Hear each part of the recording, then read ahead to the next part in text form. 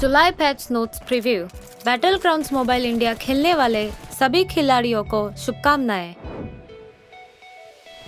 M249 LMG air drop से हटा दी गई है और अब फील्ड ड्रॉप में मिलेगी। काराकिन मैप के अलावा M249 बाकी हर बचे हुए क्लासिक मैप्स में मिलेगी। अब हम देखेंगे एक नया वेपन जो है MG3। सप्लाई क्रेट में ये जगह लेता है M249 की, और ध्यान रखिएगा ये सिर्फ सप्लाई क्रेट में ही मिलेगा। MG3 भी एक लाइट मशीन गन है। इसकी एक खूबी है कि इसकी फायर पावर निरंतर है। ये 7.62 एम का इस्तेमाल करती है और 75 बुलेट्स इसके मैगजीन में रह सकती है। उसकी फायर पावर तेज और निरंतर है, हालांकि रीलोड करने में थोड़ा अधिक समय लगता है। MG3 6 स्कोप तक ले सकता है। ये भी ध्यान रखिए कि किसी अन्य अटैचमेंट्स का उपयोग नहीं किया जा सकता है और इस वेपन के लिए कोई सिंगल शॉट मोड नहीं होगा। आप MG3 मोड के लिए 660 या 990 RPM मोड के बीच में चूज कर सकते हैं। इसमें एक बाइपोड भी होता है जो आपके लेटने पर अपने आप डिप्लॉय हो जाएगा।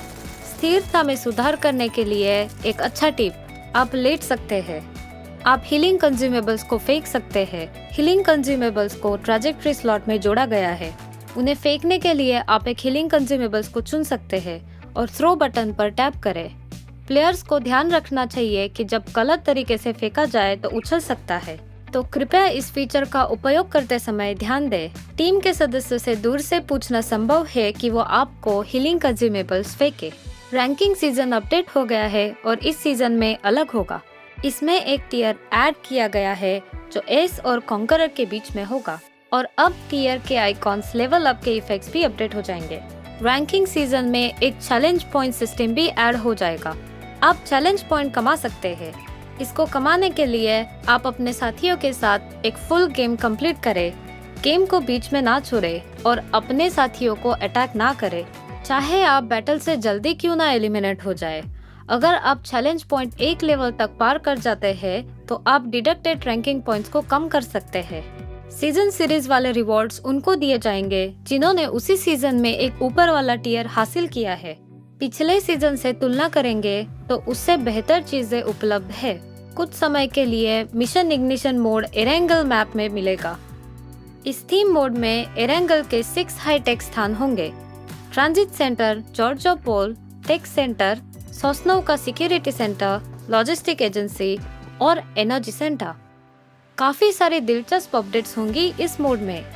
अगर आप उत्सुक हैं तो आए इन अपडेट्स को जानते हैं। इस मिशन इग्निशन मोड में जब आप पैराशूट से लैंड कर रहे होंगे तो शेरों के नाम 3D में देखे जा सकते हैं और आप मैप पे मार्क किए गए पॉइंट पर ऑटोमेटिकली ड्रॉप कर सकते हैं। हाइपर लाइन्स एक ऐसी हाईटेक हवा में उड़ती हुई लाइन है जिससे आप एक जगह से दूसरे जगह पे जा सकते हैं। ये लाइन कुछ निर्धारित समय पर ही चलती है और इनके रूट्स भी तय है। आप मिनी मैप पे मार्क स्टेशन से ट्रेन ले सकते हैं और जल्द ही आप दूसरे स्टेशन पहुंच सकते हैं। सेमी ट्रक स्वायत्त ड्राइविंग वाहन है जो निर्धारित मार्ग पर चलते हैं और सप्लाई से भरे होते हैं। अगर आपको अच्छी लूट चाहिए तो इन ट्रक्स पर आक्रमण करें। अगर आप इन्हें नष्ट करने में सफल हुए तो आपको सप्लाई बॉक्सेस का रिवॉर्ड मिलेगा। जहां से भी देखे ये एक भविष्य की चीज लगती है। The G38 gravity free motorcycle जमीन के ऊपर मंडराता है और इस पर 2 लोग बैठ सकते हैं। क्योंकि ये दोनों जमीन और पानी पर चलती है, आप पूरा मैप घूम सकते हैं। जब प्लेयर्स एयर कन्वेयर पर बैठेंगे तब वो हवा में होंगे। इस एयर कन्वेयर पर 2 लोग बैठ सकते हैं। ASM अबाकान सबसे नई असॉल्ट राइफल है जो मिशन इग्निशन मोड में डाली गई है। ये 5.56 एमओ यूज करती है और 30 गोलियां एक रीलोड में फायर करती है। इसमें फायरिंग के 3 मोड्स है: फुली ऑटोमेटिक, बर्स्ट मोड और सेमी ऑटोमेटिक मोड। और इसमें स्कोप, कैंटेड साइट्स, मैगजीन्स ये सब अटैच हो सकती है। ASM अबाकान को यूज करिए और हमें कमेंट्स में बताइए कि कैसी लगी। मिनी मैप में आप पपी आइकॉन को फॉलो करेंगे तो आपको एक स्पेशल पेट्रोल डॉग मिलेगा। इस पेट्रोल डॉग के साथ आप दुर्लभ और उच्च आइटम्स को लोकेट कर सकते हैं। टैक्टिकल मार्किंग डिवाइस के साथ आप खुद भी चेक कर सकते हैं कि आपका साथी किस दिशा में फायर कर रहा है दुश्मन की जगह कहाँ है और सड़क की जानकारी भी मिनी मैप पे मिल जाएगी और ये आपको आसपास के ग्रेनेड की सूचना दिलवाएगी। इस हाईटेक शहर में आप रायट शील्ड से अपने आप को बुलेट से सुरक्षित कर सकते हैं। इसकी बनावट काफी बड़ी और मजबूत है। आपातकालीन में इसे इस्तेमाल करना ना भूलें। एक बार आप इसे सेट कर देंगे फिर इसे हिला नहीं सकते। तो जरूरी है कि आप एक बढ़िया जगह देख के अपनी शील्ड का इस्तेमाल करें और बटन दबा के उसे सेट कर दें। आपके गेम को और पर्सनलाइज करने के लिए हमने और सेटिंग्स लगा दी है। हर एक बंदूक की सेंसिटिविटी आप अलग से सेट कर सकते हैं और अपने गन की सेटिंग्स को कॉपी करके ऑनलाइन ही स्टोर कर सकते हैं। कुछ लो स्पेसिफिकेशन वाले डिवाइसेस पर स्मूथ से भी नीचे एक ग्राफिक का ऑप्शन डाल दिया गया है। हमने 90 FPS कुछ नई डिवाइसेस के लिए भी डाल दिए हैं। आप अब गायरोस्कोप की सेंसिटिविटी का परिवर्तन कर सकते हैं। जब गायरोस्कोप एक्टिवेट होगा और आप फायरिंग कर रहे होंगे तब टिल्ट कैमरा की सेंसिटिविटी भी बदली जा सकती है। हमने एक और सेटिंग डाली है जिससे गायरोस्कोप का ऊपर और नीचे वाला इफेक्ट उल्टा हो जाएगा। कुछ चीजों को आप डिस्कार्ड करने के बाद भी पिकअप हो रही है। फिक्र ना करिए, इस अपडेट में यह मुद्दा भी स्पष्ट हो गया है। सेटिंग्स में जाकर do not pickup dropped scopes पर क्लिक करिए। बेफिक्र हो जाइए, अब आपकी डिस्कार्ड किए चीजें अपने आप पिक नहीं होगी।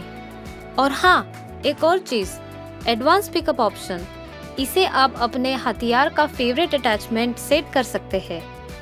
ये सेट करने के बाद आपकी फेवरेट अटैचमेंट बाकी सब को रिप्लेस कर देगी। आप सेटिंग को इस समय एडजस्ट भी कर सकते हैं। थर्ड पर्सन कैमरा में देखने का ऑप्शन डिफॉल्ट रूप से 80 पर सेट होता है और इसे 90 तक बढ़ाया जा सकता है।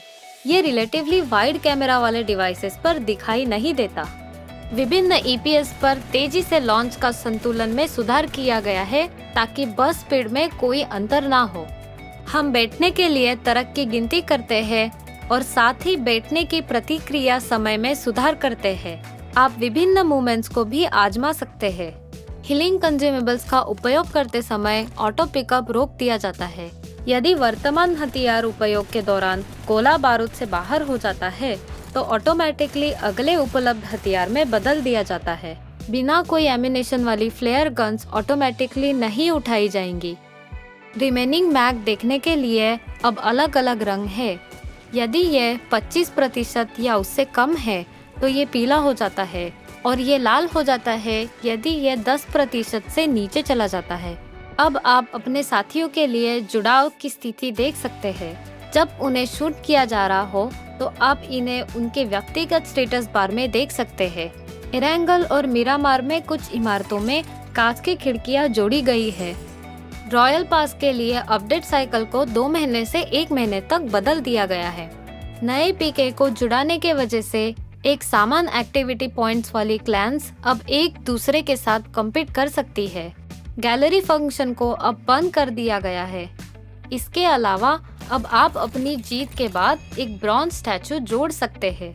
NPC मिनी टीवी रे जोड़ दिया गया है। रे आपको लॉबी में संदेश अलर्ट और घोषणाओं के बारे में सूचित करता है और आपको इसे आसानी से नेविगेट करने में मदद करता है। ये एक प्यारा इमोटिकॉन के रूप में एक अतिरिक्त बोनस की तरह जो आपको लॉबी के माध्यम से अपने रास्ता नेविगेट करने में मदद करता है।